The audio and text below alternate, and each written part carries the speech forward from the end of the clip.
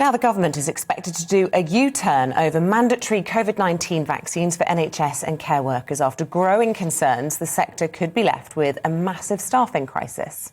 For more on this, let's go to our political editor, Darren McCaffrey. Darren is in Downing Street this morning. What more do you know, Darren? Well, there's some 77,000 NHS staff who essentially have not been vaccinated, and there have been concerns for weeks, months now, that if this was to go ahead, this plan from the 1st of April, that those that were not vaccinated would have to leave or be reassigned within the National Health Service, that many services would simply collapse, that many nurses and doctors would simply not be able to do their job, and that will put an extra strain on the National Health Service at precisely the time it is not needed.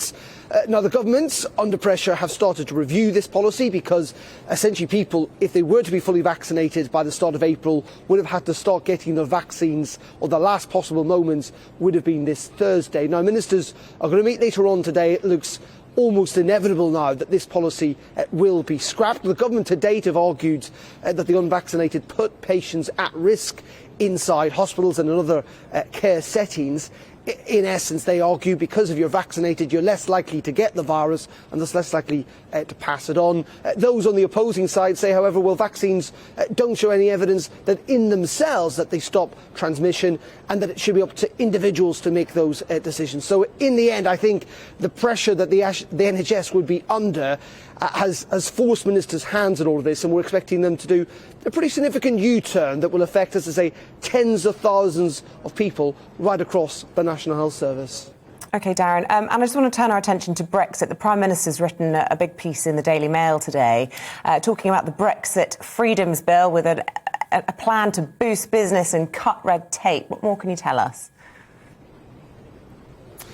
Yeah, so when we left the European Union, we actually just transferred many of our laws and regulations over to the UK. That was in part just a smoother transition, so you don't have to spend an awful lot of time in the political chaos trying to rewrite thousands of different kind of measures of red tape and regulation and rules and all that sort of stuff. So the government today say they've been carrying out this proper review about what they want to keep and what they want to change.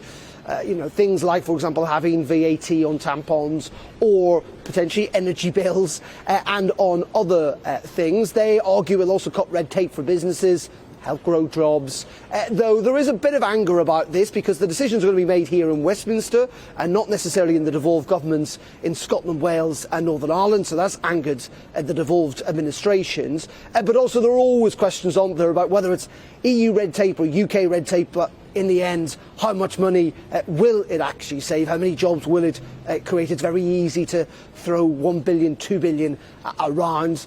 Regulations will, of course, in some form have to stay in place. But you're right, it is a busy week in Westminster. Not just that. We've also, of course, have got the Levelling Up reports that we're finally expecting for the government later on this week about how they're going to try and improve, particularly the circumstances in the north of England. The Prime Minister very much, he would say, focused on the situation in Ukraine. We're expecting a visit from him to that part of the world again later on this week. And of course, I promised you to it last Wednesday. I suggested it could have been Thursday. It could be today. We are still waiting for Sue Gray's report, unbelievably. Still waiting on clarification for the planned national insurance increase. Word out of number 11 seems to be it's going ahead. How can Boris Johnson sanction that and hold on to his backbench support?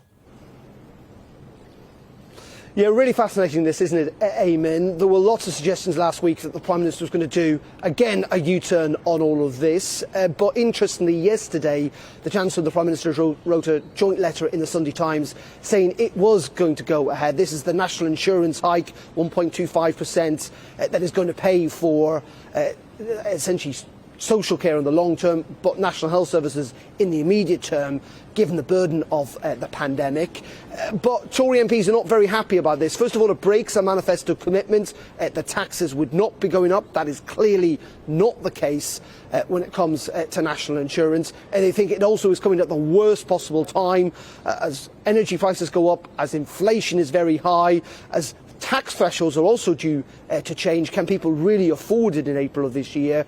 But in the end, the Prime Minister seems to be backing up the Chancellor on all this, saying it is necessary necessary because that money has to go in, or else the NHS will not have the funding it needs in the years to come, and that the social care crisis, looking after our old people, again needs proper funding for the long term. But be in no doubt, there are a lot of Conservatives, particularly on the right, who think that this is a Conservative government that's increasing taxes to the highest level for 70 years in this country, and they would argue, given economic growth, it's entirely unnecessary.